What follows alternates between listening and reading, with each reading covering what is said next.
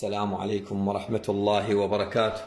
شلونكم أحبة المتابعين؟ إن شاء الله تكونون بخير يا رب. طبعا كثير من المتابعين طلبوا من عندي طريقة عمل الشوربة المطاعم، الشوربة البيضة، وإن شاء الله اليوم راح نطبق لكم الوصفة طبعا وبأسهل الطرق، وإن شاء الله تنال إعجابكم. المكونات جدا بسيطة. عندي هنا أنا أحتاج 6 كوب، راح نعطيكم قياس مضبوط بحيث من تشتغلونها لا تزيدون ولا تنقصون بالمواد. عندي هنا 5 كوب مي مثل هذا. احنا نحتاج 6 كوب، بس احنا ايش راح ناخذ 5 مي و1 حليب. هذا الحليب راح نذوب به ملعقتين طعام نشا. تمام. حاليا 5 كوب مي، 1 كوب حليب، ملعقتين طعام نشا. طبعا هنا عندي هاي المعلبات بازاليا وجزر، ممكن انتم تجيبون جزر طازج وتبرشونه، بس انا ما متوفر عندي. وعندي هنا من اي مكان من الدجاج تحبون، يعني الفخذ او الصدر، هذا طبعا مستوي بس تقطعونه ناعم. وعندي هنا هذا الماجي، ماجي الدجاج، 3 مكعبات صغيرة، مو من هذا الحجم الكبير. عندي هذه قطعة الزبدة ما يعادل ملعقتين طعام. وعندي هنا نصف بصلة متوسطة. الطريقة جدا سهلة. بداية نجي نحضر لكم، نضيف الحليب ونضيف عليه النشا ونحركه خلطة زين.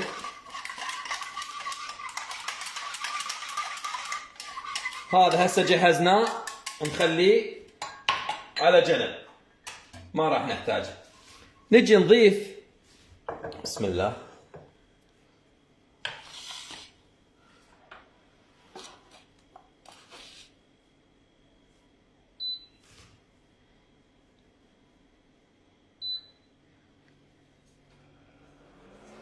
هنا طبعا هذا راح يشتغل عندي الطباخ.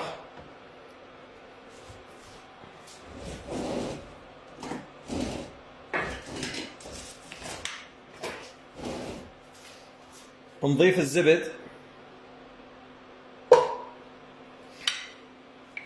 طبعا الى ان يذوب الزبد راح نبرش البصل. البصل هنا عندي هذا البصل راح ابرشه بالمبراشه، ما راح اقطعه لان اريد الشوربه تطلع ناعمه، فنبرش البصل. هسه انا راح ابرش البصل على ما الزبد يذوب حتى ما يتعطل، يعني ما يطول عليكم الفيديو. خليكم تابعين وياي. هنا احبتي بعد ان ذوبنا الزبد هسه نضيف هذا البصل اللي برشناه. طبعا هذا البصل انا ما راح احرقه، ما راح اشوحه حيل، يعني على النص بس شويه يذبل.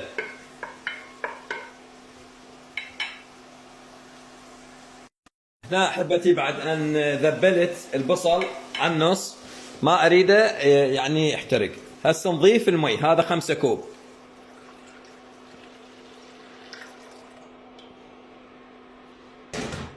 خمسة كوب مي. وهنا راح نضيف الماجي هذا اللي قلت لكم عليه 3 قطع. هنا ما راح نضيف ملح للوصفة لأنه الماجي هو بنسبة ملح. هسه راح أضيف الماجي وأتركه إلى أن يغلي المي ويا البصل ويا الماجي، يعني يذوب الماجي. هنا أحبتي مثل ما تشوفون بعد أن ضفنا الزبد وبعدين البصل برشناه وضفناه عليه وضفنا له 5 كوب مي. هسه راح نضيف عليه الدجاج هذا اللي قطعناه بهذا الشكل.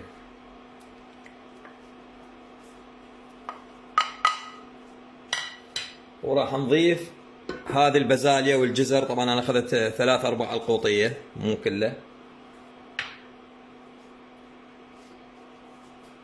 هسه عندي هذا كوب الحليب وملعقتين النشا، ملعقتين طعام نشا.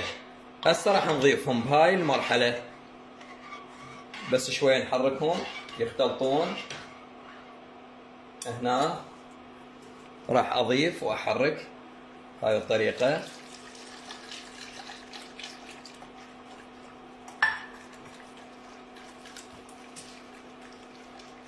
الى ان اظل احرك الى ان تتماسك الشوربه عندي. طبعا مو مشكله يعني تضيفون يعني زبد، مو شرط زبد، ممكن تضيفون زيت دهن حسب رغبتكم، بس بالزبد شويه تطلع طيبه. طبعا وبالنسبه للمي تقدرون تستبدلونه بالسوب، سوب الدجاج. زين انا ما ضفت ملح لان الماجي بملح، يعني انا ما عندي سوب دجاج، ضفت شنو المي والماجي، هذا يعوض عن سوب الدجاج. وطبعا هذا البازاليا والجزر همينه مو ضروري، ممكن اضافه اي شيء يعني ثاني، مثلا تضيفون فطور مثلا او بس جزر حسب رغبتكم.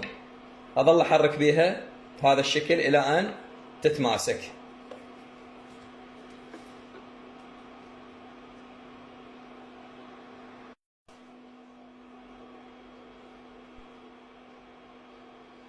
طبعا نظل نحرك بيها ما نتركها حتى ما تتكتل. طبعا هي ما تتكتل لان ما دام حلينا النشا بالحليب ما راح تتكتل، بس ضروري تحركونها. بدأت تثخن عندي،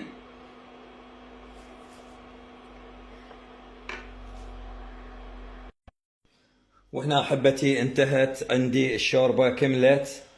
طبعا اراويكم قوامها.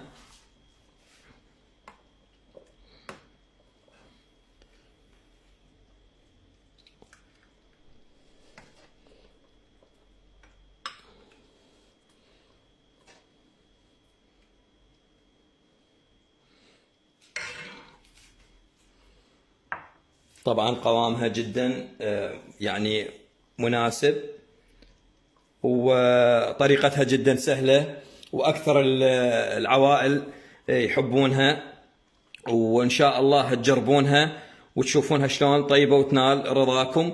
ومثل ما فهمتكم اللي مثلا عنده سوب مال دجاج يقدر يستغني عن المي وعن الماجي، بس اللي ما عنده سوب لا. وممكن نستغني عن اللحم، صدر الدجاج او اي شيء ثاني، وممكن نستغني عن البازاليا والجزر، تقدرون تخلون فطور، هذا بقت يمكم. وان شاء الله الوصفه جدا سهله وتنال رضاكم. واللي اول مره يدخل على قناتي ويشوف هذا الفيديو او اي فيديو ثاني لا ينسى يسوي اشتراك ويفعل الجرس، ولا تنسونا من الدعاء. انا اخوكم عبد الله العنزي، مع الف سلامه.